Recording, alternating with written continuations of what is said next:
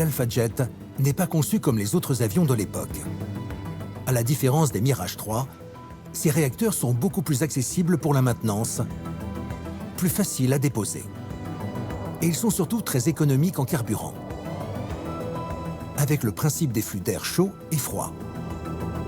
Pour fonctionner, le réacteur a besoin de faire entrer de l'air en quantité.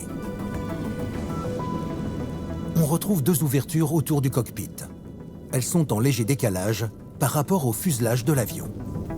L'air qui va aller contre la structure, il va être laminaire au début, mais au fur et à mesure qu'il va longer la structure, il va devenir turbulent. Si cet air rentre directement dans le réacteur, il va entraîner des dysfonctionnements avec un mouvement erratique. C'est pourquoi le décalage de l'ouverture permet d'absorber uniquement un air stable. Il va ensuite passer par plusieurs étapes. Donc on a l'air qui rentre à l'intérieur, dans l'entrée d'air. Cet air va être aspiré par le compresseur.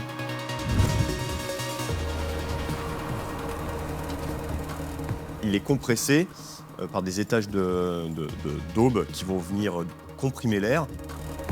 Mais avant d'être arrosé de kérosène pour créer une chaleur intense dans le réacteur, les ingénieurs apportent une modification essentielle pour économiser du carburant. L'air comprimé est séparé. Il va être divisé en fait en deux parties. Donc il y a une qui va rentrer à l'intérieur du moteur et une qui va contourner le moteur. C'est un réacteur qu'on dit à double flux. C'est-à-dire que le réacteur aspire de l'air froid qui comprime, qu'il y en a une partie qui est directement renvoyée en arrière parce qu'il a suffisamment de vitesse, et puis il y en a toujours une partie au centre qui va être enflammée et rejetée vers l'arrière.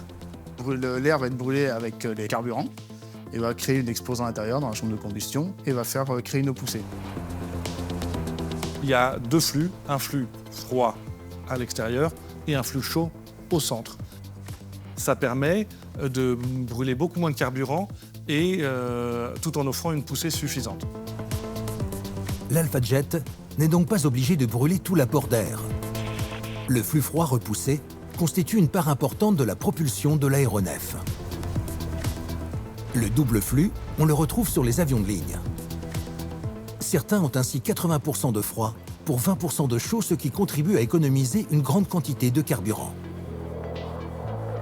Le Rafale, qui lui est un chasseur rapide et ultra dynamique, est à l'opposé. Il a un rapport de flux chaud nettement plus important que le froid, pour une puissance gigantesque à tout moment. L'Alpha Jet n'a pas l'explosivité du Rafale, mais il peut approcher les 1000 km/h. Ce sera aussi un avion qui pourra aller à des grandes vitesses, proches du mur du son, parce qu'il doit être représentatif de l'avion de combat qu'auront à maîtriser les pilotes après en opération. L'Alpha Jet plein gaz voit une chaleur de près de 700 degrés sortir des deux tuilières à l'arrière. Mais les deux sorties ne sont pas identiques. Sur celle de gauche, un curieux dispositif fait ressortir deux tuyaux très fins. Ils débouchent tout juste à la sortie des flammes, et c'est ici l'un des autres secrets de la patrouille de France. De ces deux tubulaires sortent les célèbres fumées bleu, blanc, rouge. Car sur un Alpha Jet de la patrouille de France, le dispositif pour envoyer les fumigènes est bien plus complexe qu'une simple bonbonne actionnée par un bouton. C'est une température exacte du réacteur, réglée par le pilote lui-même, qui va provoquer un panache de couleurs. Et c'est un exercice difficile qui ne permet pas l'erreur. Tout part d'ici, sous le ventre de l'avion. Sur l'Alpha Jet en général, de base, il y a un pod qui est quasi similaire, mais qui sert à mettre un canon pour l'entraînement des pilotes. Ici, pas d'armement, mais un boîtier d'un peu plus d'1 mètre de longueur et d'une centaine de kilos. À l'intérieur, il y a les huiles destinées à la fumée. 2 cuves en inox de 50 litres. Une contient la couleur blanche que chaque avion active lors d'une représentation. L'autre cuve est soit remplie d'huile bleue, soit d'huile rouge. Cette répartition est en fonction du placement de l'avion dans les figures. Ces deux cuves qui sont un peu en forme de sablier vont être séparées par une membrane en caoutchouc au milieu. De l'autre côté de ces cuves, on va avoir de l'azote qu'on va mettre sous pression. Et donc, quand le pilote va appuyer pour envoyer les fumigènes, l'azote va pousser sur la membrane en caoutchouc qui va venir éjecter le fumigène qui est sous forme d'huile.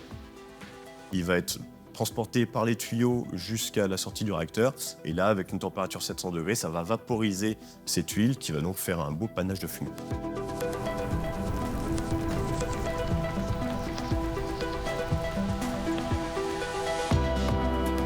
Cette technique pour dégager des fumées n'est pas sans contrainte, car il faut une température exacte du réacteur pour générer une fumée épaisse et très colorée.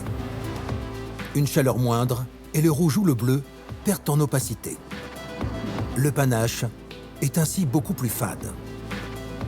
À partir du moment où on va fumer en couleur, on ne peut plus trop toucher à ce moteur gauche au risque de ce qu'on appelle draper, c'est-à-dire de perdre pendant un instant la couleur, puisque le moteur va réduire en température si on fait un réajuste au gaz. Du coup, le panache de fumigène ne sera plus bien réchauffé et on va perdre la couleur.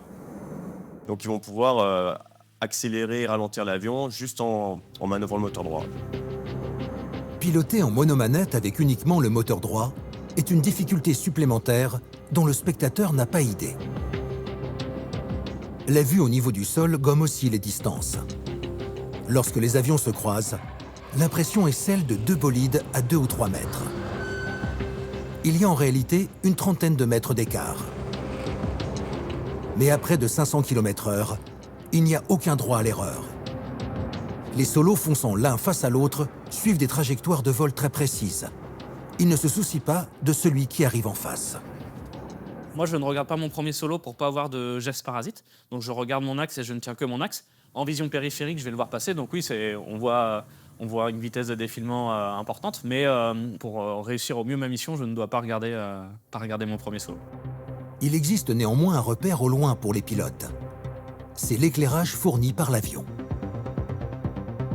C'est un vrai phare que le pilote actionne comme les phares d'atterrissage que tous les avions ont. Il a l'avantage de se voir de loin.